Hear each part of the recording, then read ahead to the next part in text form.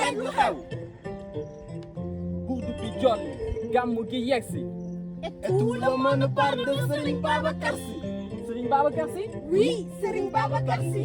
Qui était-il vraiment? Ce n'était pas qu'un homme, c'était une lumière. Une lumière qui a traversé Tivaouane, guidée par El Hadji Malick Sy. Une lumière qui a traversé les âmes douces mais puissantes comme l'océan. Une lumière qui ne s'éteint pas, qui brille encore dans nos vies. Mais comment? Chinaka, comment le ressentir? Comment le dire? Ce n'est pas seulement dans les mots, c'est dans le cœur. Dans chaque souffle, Dans chaque pas vers la vérité. dans chaque silence qui rappelle Dieu. Une lumière, Un guide, un héritage vivant. fooy dem sama doom. damay dem ngir wax. booy wax waxuñu wax kese waxal ngir ñu lay dégg nekkal baatu Tivaouane yëngal xol yi ci njabootu Cheikh Ahmed.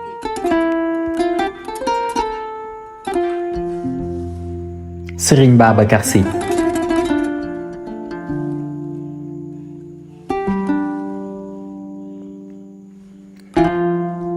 Je débarque avec des rimes, pas pour faire du bruit. Sérieusement, c'est pour honorer un nom dans la nuit. Sacrément, un nom qui éclaire nos vies. Éternellement, c'est Serigne Babacar Sy. Oui, Serigne Babacar Sy. Il n'était pas juste un marabout, mais un héritage. Profondément un océan de savoir, un sage.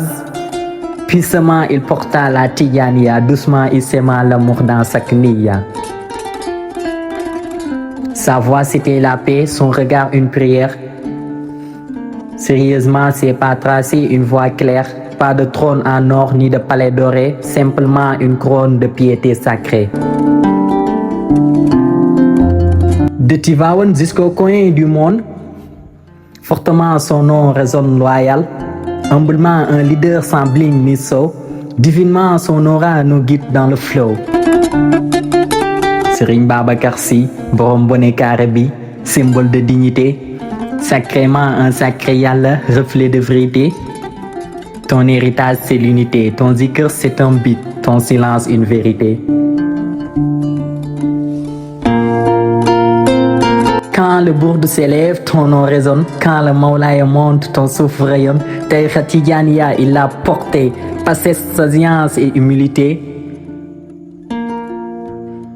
Ya Khalifa, fils de Cheikh Al Seydi El Hadji Malick, l'homme de Gaaya.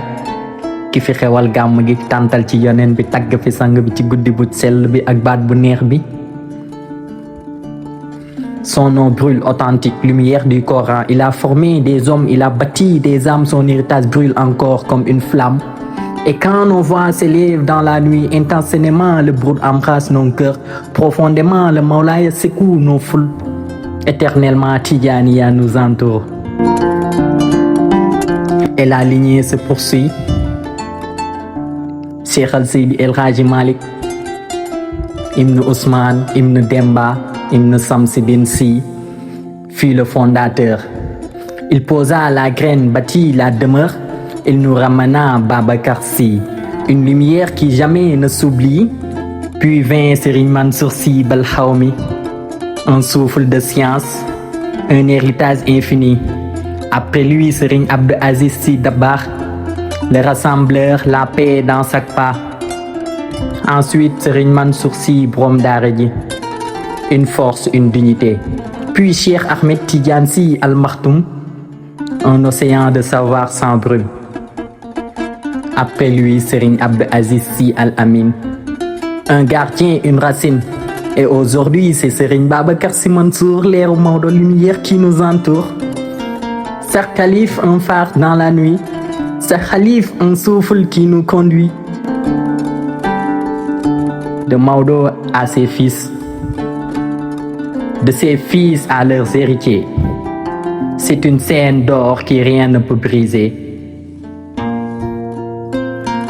Toi, Mbaye Babacar Sy, symbole de dignité, ton nom résonne en nous, reflet de vérité. Alors moi, humble slammer, je rends hommage et je crie sacrément, puissamment, éternellement, la lumière vit ici.